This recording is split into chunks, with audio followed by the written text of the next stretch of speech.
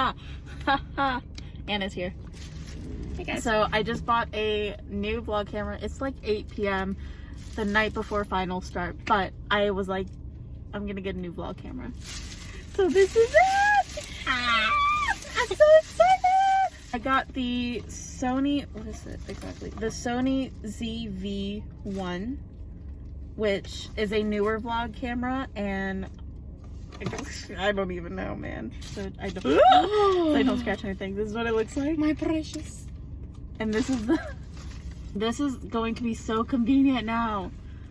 Oh, that's so good, because you can flip it up. Does it flip is it just flip to the side? Mm-hmm. Because I know some flip to the top. That's awesome that you can just see yourself. Right. Oh, okay. It's recording. That's so good. Hi. This is, okay, hold on, let's move it to this light. Mm-hmm. I really like that. Hi. We're good. Crispy. I don't even have the words, but what time is it? It's 10:30 and we have exams tomorrow. Have we really studied? Not really. No, it's our hardest one. It's our hardest exams, but it's totally okay. Okay, I need to practice looking here And not there. time, Yeah, I'm doing the same thing. We're alive, but we're dead. I am currently taking my exam right now. I just finished my health psychology final. Now I can gladly delete all of the PowerPoints and put away all of my notes.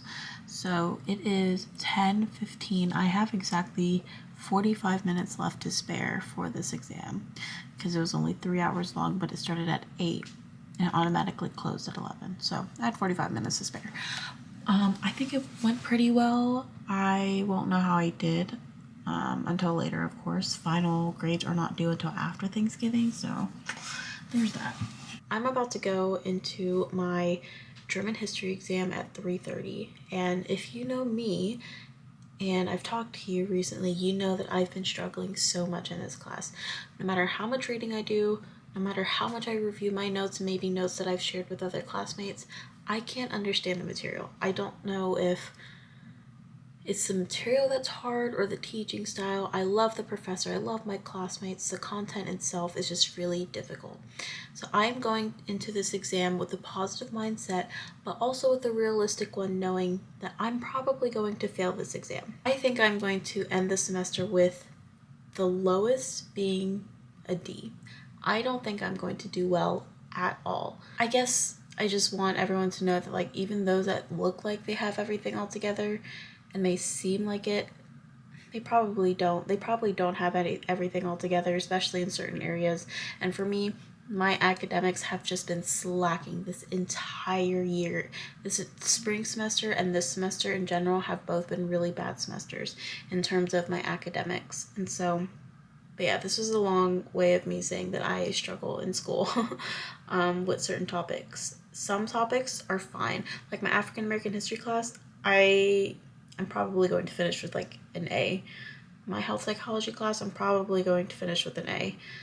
So it depends on the content, it depends on how passionate I am about it, and it really shows in how I perform. Room looks like right now, I literally just have dirty clothes and food and coffee and all kinds of stuff everywhere. Hello.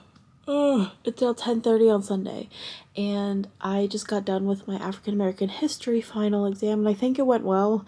I'm doing really well in that class, I'm not worried at all. But now that I'm done with that, I have one more exam, which is Monday night. I don't need to study for that, but I have from now to Monday night to do what I need to do. Let me just give you an overview of how gross my room actually looks right now. I've been mostly studying like outside of my room. So here it is. Here it is. What's this? Oh.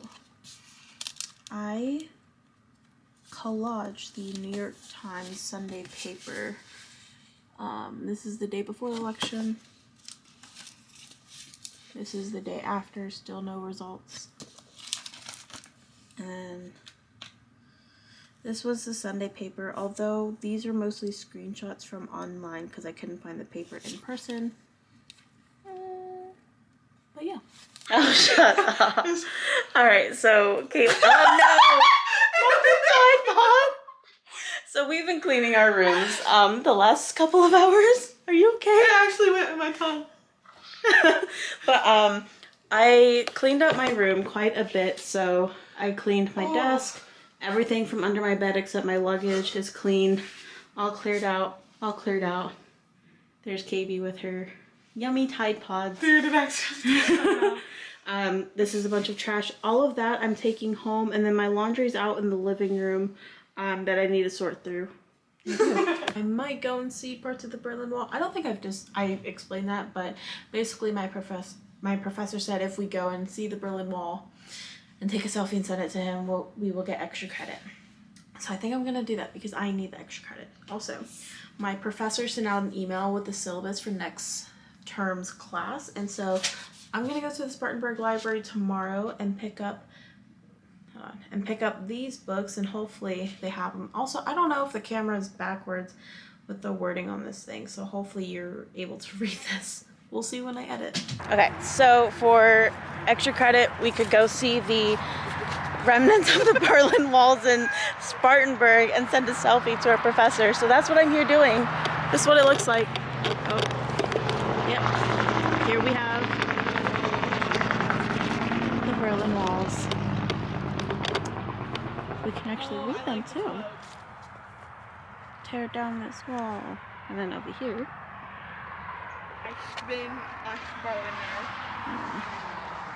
So it's a bunch of graffiti. So this part must have been on the west side. I'm just in the middle? Yeah, I'm just gonna send an email to Dr. Woodson being like, you know I need the extra credit. Got my picture. Hello, so this is a very choppy vlog. It's now Monday the 23rd at 4:57 p.m. and I leave tomorrow morning, but I have one more exam to do tonight. So I have a Spanish 3 exam, and then after that I plan on FaceTiming Caitlin because she left today, and so I feel like we already have so much to talk about, so I'm gonna call her tonight. But here's an update on my room. We got this area all clear. Bed underneath is empty. Extra bags. These are all the stuff I'm taking home. My desk is all cleared. I've just been drinking water out of that cup. I have a water bottle ready to go in the fridge, and that's all of my clothing that I will be taking with me. So the next segment will be me at home unpacking everything, but I feel like I'm not taking too much home compared to other semesters, so.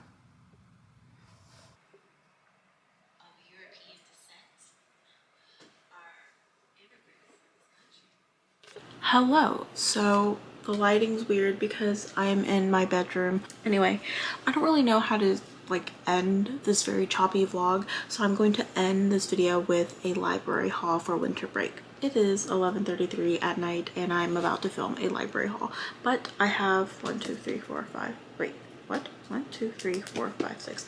I have 6 books to show you all. Hopefully I get through all of these books for winter break. I will say I just finished Know My Name by Chanel Miller. Easily one of the best nonfiction books I've read in such a long time. And I'm in a book club hosted by Reading with Nani, I think, on Instagram. And this is the book we're reading next. My hair is a mess, but that just makes this video a lot more authentic, right? So this first pile of books are books that I need to read for my spring history class, spring term history class, and I'm getting a head start because as you can see, they're quite hefty. And also, it's structured the same way as my class last spring that I took on women in Asian and African cultures, where we read one book a week and we discuss the book in class. And this time the class is all about the civil rights era, which I'm so excited to learn about. I'm very like nervous for the class, but I'm so excited because I've always wanted to just take a class that's centered on this topic. So let me show you the books that I have to read. The first book is The Blood of Emmett Till by Timothy B. Tyson. So, of course, this book is all about the 1955 story of Emmett Till. He was a 14-year-old boy from Chicago that was lynched. And I believe it's because a woman claimed that he like catcalled at her or something like that. This moment in history is really what kind of helped start the civil rights era. Back in 1954, we usually think of the civil rights era as like something that was exclusive to the 60s, but really it lasted from like 1953, 54 all the way to like the 70s. I am excited. You know, one thing I've noticed with a few of these books is that they are written by like white historians, white authors. This book is like praised by many people, and so I'm gonna give it that chance. But if you know me, you know that I try not to read books solely by white male authors, especially when it comes to stories that should be told from a Black, Indigenous, or person of color's perspective. And so that's probably something I'm going to talk about in my paper about this, is how a white man's perspective of telling the story kind of affected it. So that's what I'm going in with, but it's kind of a short book. Hello, this is Editing Karen, a few minutes later, but I feel like I just needed to add a little bit more to this part of the video, so I wanted to like interject while I can with my thoughts fresh in my mind. I think there's always an opportunity for something to be missed if a person of color's story is told from a white perspective, and I think that can be applied to this situation. I don't know how a book like The Blood of Emmett Till or anything could be changed if it was written by a Black historian, and so that's why I say, like, because this book is praised by so many people, I want to give it that chance to be good. But of course, like, I want to try and recognize as a reader, like, what's missing from the story, what could have been different if this was told and written and researched by someone different. And so I think I can apply that mindset to a lot of different books. What if this book was told by someone different? What if this was told by someone who was affected by the story? What if this was told by a historian that was there? Maybe there's books like that out there. I just have to look for the books on the topic of Emmett Till written by a Black historian. But also, why didn't my professor choose a book specifically written by like a Black historian if there's a book out there, you know? It just makes you wonder. It makes you wonder what is missing from the narrative because it was written by a white person. I think about that a lot with a lot of different books. I'm just like, what if this book was different? What if it was written by... Well, I don't know. That's just something that runs through my mind whenever I'm reading nonfiction books, and whenever I'm reading different historical nonfiction books. I just think, what's missing? What is missing from this book that wouldn't have been missing if it was written by that person that was part of the story? I don't know. Something to sit on, but also something that I wanted to include in this video and kind of like interject here. Oh my god, so I thought of something else. This is just gonna make the vlog extra long, but I thought I should put my thoughts in this video, and then I can look back on this video when I'm like wrapping up the class. But anyway, but also there's the other side of the story of what can the white author add to the way the story is told, add to this narrative. That's something else to think about, you know? That's just food for thought. That's something to sit on for the next several weeks as I endure all of these books and dive deep into the 50s, 60s, and early 70s of the civil rights movement.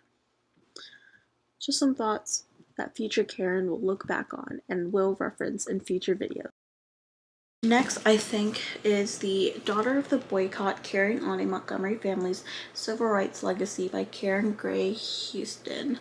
This is what the cover looks like. I try not to go into these books with a big understanding of what's going to happen, but I know that this is a story all about the legacy of the Gray family during the civil rights era.